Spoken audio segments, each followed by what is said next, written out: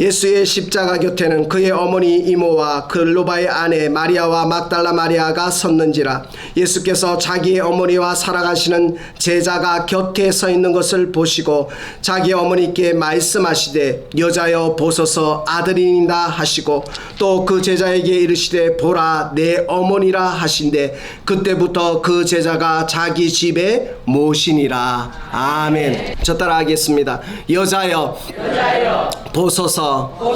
이건 반말이 아니에요. 이 유대인의 전통에서 여자여는 가장 극존칭을 여러분 이 땅에서 가장 위대하고 존경스러운 사람을 찾는다고 한다면 그게 뭐냐 하면 여자, 그보다 더 중요한 거 어머니가 아닐까 생각되어집니다.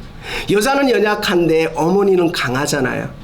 여러분이 여기에 있는 저희 강단에 서 있는 저와 여러분 동일하게 어머니의 배 속에서 태어났습니다. 그 어머니의 배 속에서 태어났는데 그러니까 여자는 연약한데 어머니가 강인함. 오늘 우리가 무엇을 바라보느냐? 이 요한복음 19장을 통해서 예수님이 어머님을 바라보는 것, 어머님이 예수님을 바라보는 이 관점을 통해서 은혜 받기를 소망합니다. 여러분 임신해 보셔서 아시죠? 남자분 말고요. 여자분은 임신해 보셔서 아실 거예요. 첫째를 낳고 둘째를 낳고 셋째를 낳고 넷째를 낳고 다섯째를 낳고 낳을 때마다 달라요. 여러분 어떻게 다를까요? 입덧을 하잖아요. 태교를 한다고 하잖아요. 첫째를 낳았을 때는 신게 먹고 싶어요. 그래서 신것만 먹고 둘째를 낳으니까 신게 너무 싫어요. 뭐예요? 그냥 신거보다 단 게 먹는 거예요.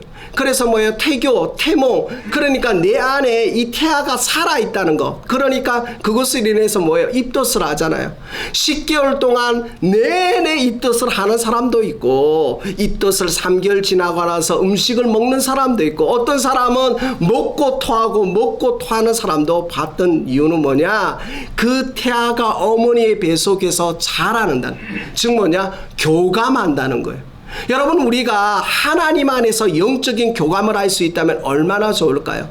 태아가요 어머니의 배 속에서 모든 음식물을 받아들이고 연합되고 하나 되는 것처럼 그리스도인은 하나님 안에서 연합되지 않으면 그리스도인이 아니라 종교인인 거예요. 사랑하는 귀한 성도 여러분, 우리는 고난주간을 지금 맞이하고 있습니다. 사순절을 맞이하고 있는데 내가 얼마나 주님 앞에서 연합되고 있는지, 내 시간이 얼마나 연합되고 있는지, 내 가치가 얼마나 연합되고 있는지, 내가 정말 내 시간의 의미와 목적이 하나님께 포커스 맞춰진다면, 연합되어진다면 어린아이가 엄마 없이는 살 수 없는 것처럼, 물고기가 물 없이 살 수 없는 것처럼, 식물이 흙 없이 살 수 없는 것처럼 우리가 주님 없이 살 수 없는 존재가 되어지는 은혜가 저와 여러분 가운데 있기를 소망합니다. 오늘 예수님이요, 여러분 십자가를 지셨어요. 그런데 여러분 그 예수님이 십자가 지실 때 어떠했을까요? 여러분 신이었지만 인간의 몸을 가지고 오셨어요. 인간의 몸을 가지고 온 그분께서 이제 마지막 사명 십자가를 질 때, 그런데 지켜본 사람이 있었습니다. 누구요? 육신의 어머니. 여러분 어머님은 어땠을까요? 어머니는요 얼마나 두려웠을까요? 보라 처녀가 잉태하여 아들을 낳을 것이요 그것은 임마누엘.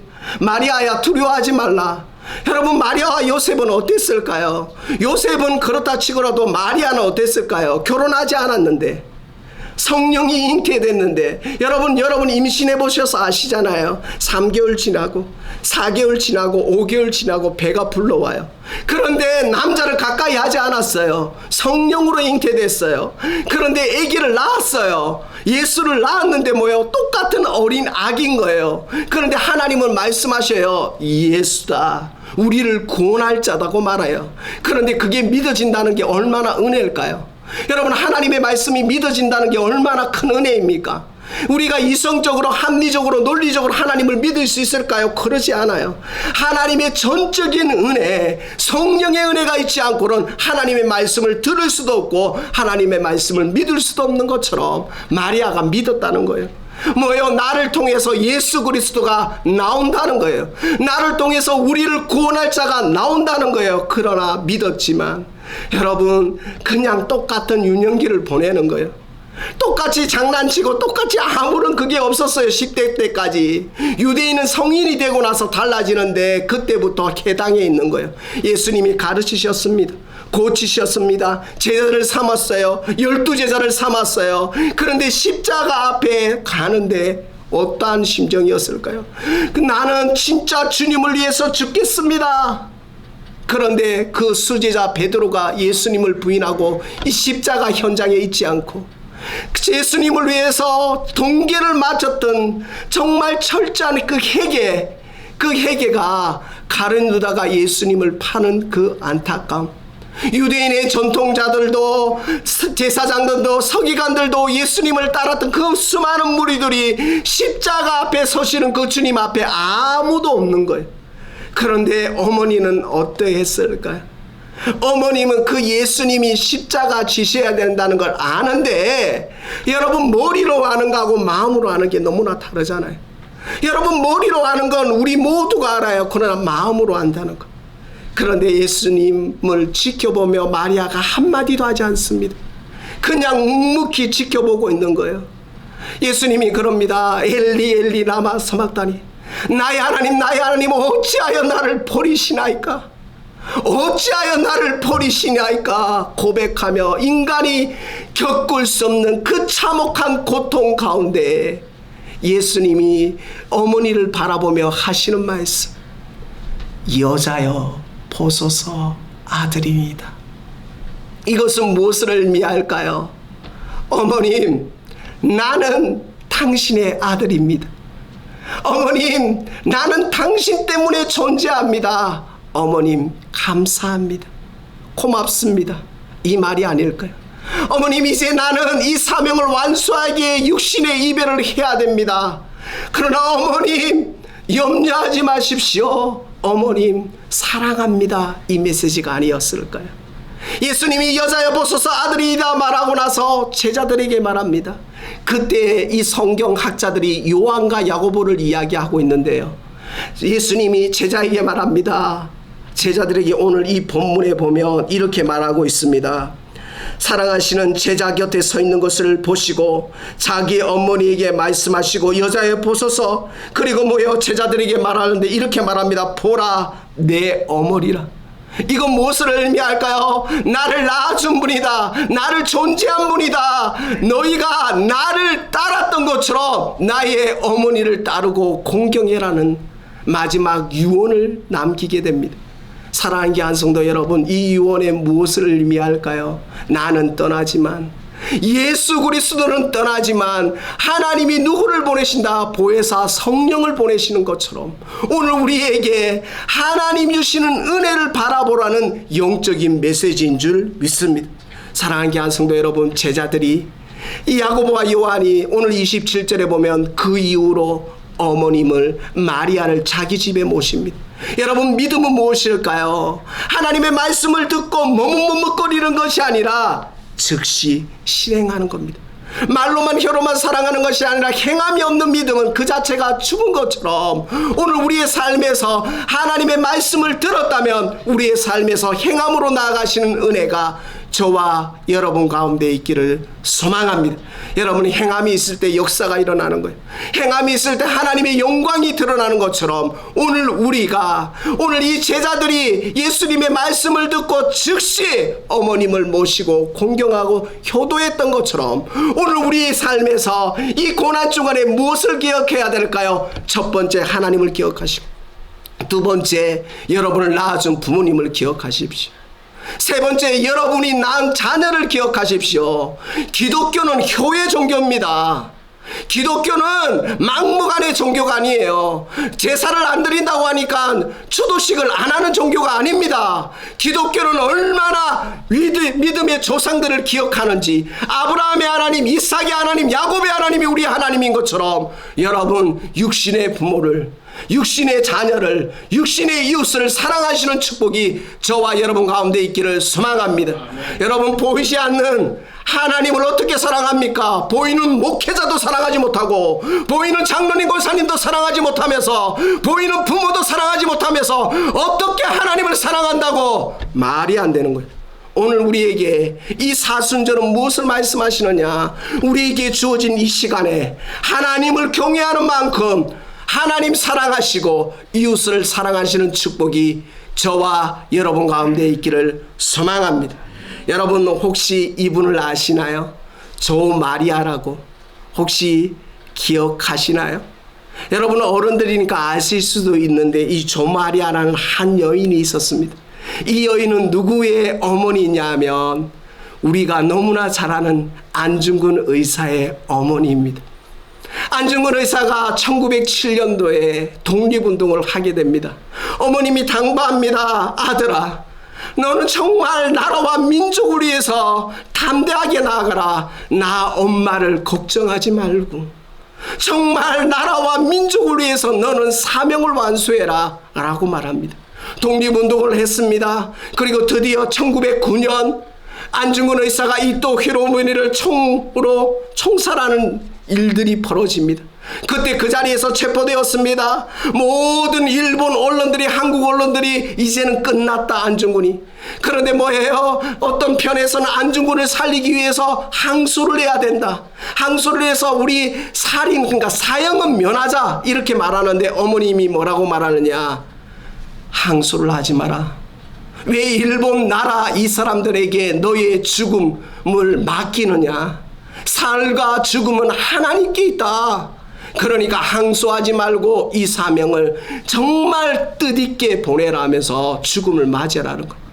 여러분 이 어머니가요 감옥에 있는 아들을 보러 가지 않습니다. 면회를 가지 않습니다. 어떠했을까요?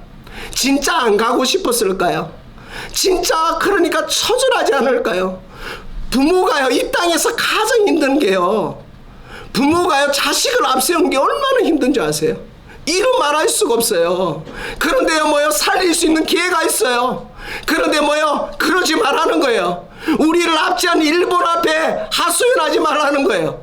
그리고 뭐예요, 이 어머니가 어떻게 하냐면 자기 아들이 사형하는데 손수 수의를 만들어서 그 수의, 죽고 나서 그 수의를 입힙니다.